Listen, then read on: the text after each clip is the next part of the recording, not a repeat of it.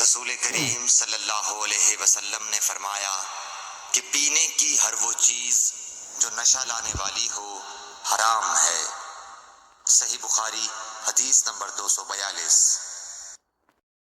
رسول کریم صلی اللہ علیہ وسلم نے فرمایا کہ ہم لوگ دنیا میں پچھلے زمانے میں آئے ہیں مگر آخرت میں سب سے آگے ہیں۔ صحیح بخاری حدیث نمبر 238۔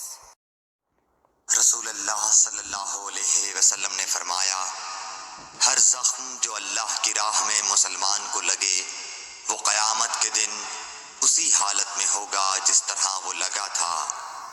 اس میں سے خون بہتا ہوگا جس کا رنگ تو خون سا ہوگا اور خوشبو مشک کی سی ہوگی۔ صحیح بخاری حدیث نمبر 237۔ رسول اللہ صلی اللہ علیہ وسلم نے فرمایا کہ جب تم نماز میں اونگھنے لگو تو سو جانا چاہیے، پھر اس وقت نماز پڑھے جب جان لے کہ وہ کیا پڑھ رہا ہے۔